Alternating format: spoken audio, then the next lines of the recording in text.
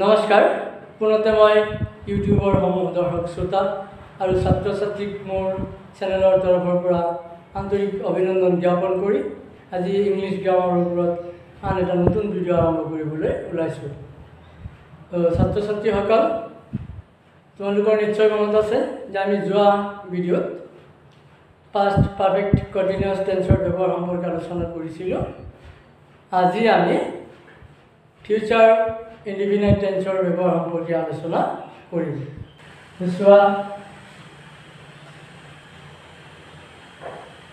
Future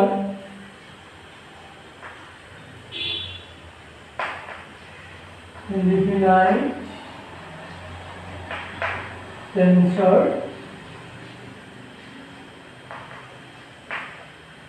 ব্যৱহাৰ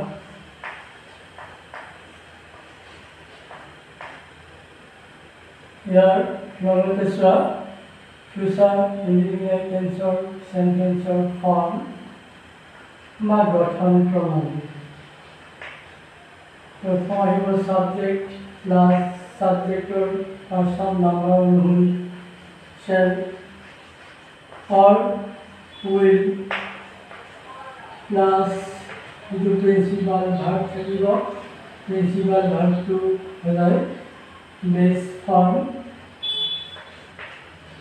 অৰ্থাৎ মূল ৰূপত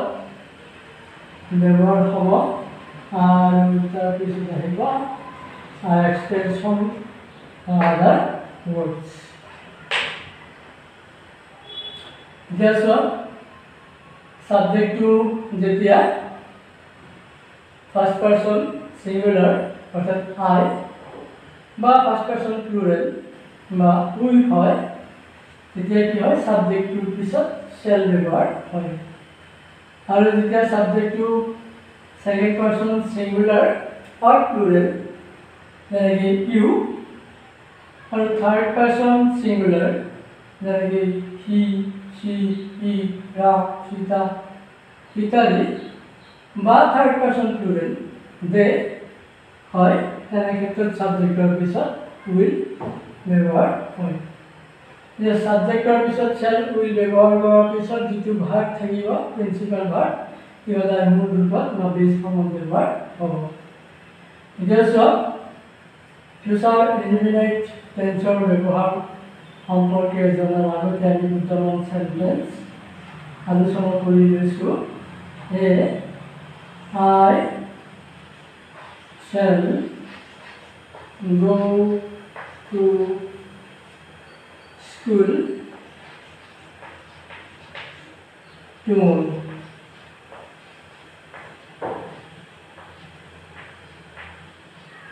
অৰ্থাৎ মই কাইলৈ বিদ্যালয়লৈ যাম। ইয়াত চোৱা গো ভাৰ্বৰ কামটো tomorrow বা কাইলৈ অৰ্থাৎ ভৱিষ্যত সময়ত কৰা সময়ৰ অৰ্থত প্ৰকাশ কৰিছে। সেয়েহে ইয়াত গো ভাৰ্বটো ফিউচাৰ ইনডিফিনাইট টেন্সত ব্যৱহাৰ কৰা হৈছে অৰ্থাৎ সাবজেক্টৰ পিছত যে সাবজেক্টটো ফাৰ্ষ্ট পাৰ্সন সিঙ্গুলাৰ নামৰ হোৱাৰ কাৰণে তাৰপিছত শ্বেল বহিছে অৰ্থাৎ গো ভাৰ্বৰ আগত শ্বেল বহিছে। ঠিক তেনেদৰে চোৱা B she will come here next Sunday অৰ্থাৎ তাই অহা দেওবাৰে ইয়াত আহিব। ইয়াতো কাম ভাৰ্বৰ কামটো নেক্সট সানডে অৰ্থাৎ অহা দেওবাৰ অৰ্থাৎ ভৱিষ্যত সময়ত কৰা হ'ব এনে অৰ্থত প্ৰকাশ কৰিছে। সেয়েহে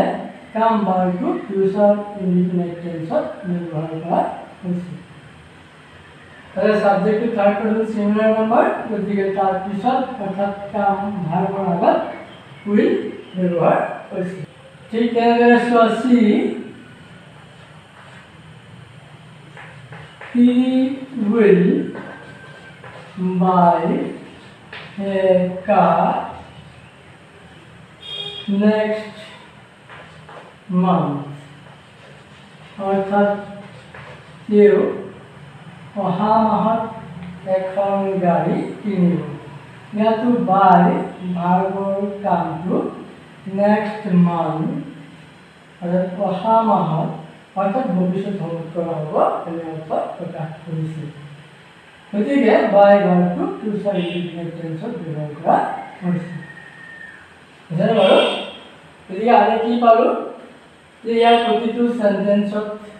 থকা ভাৰ্বে কি কৰিছে কামটো আগলৈ বা ভৱিষ্যতত কৰা হ'ব এনে অৰ্থ প্ৰকাশ কৰিছে গতিকে আগলৈ বা ভৱিষ্যতত কোনো এটা কাম কৰা হ'ব এনে অৰ্থত সেন্টেন্সৰ ভাৰ্বটো হ'লে ফিউচাৰ ইনডিফিনিট টেন্সত ব্যৱহাৰ হয় বুজিলে বাৰু এতিয়া চোৱা ইয়াৰ প্ৰতিটো সেন্টেন্সতে কি কৰা হৈছে একোটা এডভাৰ্ব অফ ফিউচাৰ টাইম টুমৰো বা নেক্সট সানডে নেক্সট মান্থ ঠিক তেনেদৰে এনেধৰণৰ ফিউচাৰ ইনডিফিনিট টেন্সৰ সেন্টেন্সবিলাকত কি থাকিব পাৰে এডভাৰ্ব অফ ফিউচাৰ টাইম যে টুমৰো বা যিকোনো সময়ৰ আগত নেক্সট বা tonight in January in a week ইত্যাদি ভবিষ্যৎ সময়ৰ উল্লেখ থাকিব পাৰে যদিও আমি কোনো ধৰণৰ ফিউচাৰ টাইম বা এডভাৰ্ব অফ ফিউচাৰ টাইম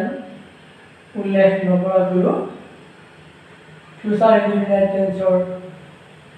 সেন্টেন্স ব্যৱহাৰ কৰিব পাৰোঁ যেনেদৰে I shall do the work he will come here ইত্যাদি এই ছাত্ৰ-ছাত্ৰীসকল ফিউচাৰ ইনডিফিনিট টেন্সৰ সলনি আমি প্ৰেজেণ্ট ইনডিফিনিট বা প্ৰেজেণ্ট কণ্টিনিউয়াছ টেন্স আমি ব্যৱহাৰ কৰিব পাৰোঁ যে কেতিয়া কি অৰ্থত আমি ফিউচাৰ ইনডিফিনিট টেন্সৰ সলনি প্ৰেজেণ্ট ইনডিফিনিট বা প্ৰেজেণ্ট কণ্টিনিউয়াছ টেন্স ইউজ কৰিব পাৰোঁ এই সম্পৰ্কে আমাৰ আগৰ ভিডিঅ' যেনেকৈ প্ৰেজেণ্ট ইনডিফিনিট টেন্সৰ ব্যৱহাৰ আৰু প্ৰেজেণ্ট কণ্টিনিউয়াছ টেন্সৰ ব্যৱহাৰ এই দুয়োটাতে আলোচনা কৰা হৈছে গতিকে তোমালোকে এই দুয়োটা ভিডিঅ' চাই ল'বা আশা কৰোঁ এইখিনি কথা তোমালোকে বুজি পাইছা গতিকে আমি ইয়াত যিখিনি কথা আলোচনা কৰিছোঁ সেইখিনি কথাই দুটামান সেন্টেন্স প্ৰশ্ন আকাৰে আলোচনা কৰিম ছাত্ৰ-ছাত্ৰীসকল প্ৰথমে প্ৰশ্নটোলৈ মন কৰা rewrite the following sentences using the correct tense form of the verbs given in brackets অর্থাৎ ব্র্যাকেট বা বন্ধনীর ভিতৰত দিয়া ভাৰ্ববোৰ শুদ্ধ টেন্সৰ ৰূপত ব্যৱহাৰ কৰি সেন্টেন্সবোৰ পুনৰাই লিখা যেনে I go to Shillong tomorrow এই সেন্টেন্সটো tomorrow অর্থাৎ এডভার্ব অফ ফিউচাৰ টাইমৰ উল্লেখ আছে গতিকে আমি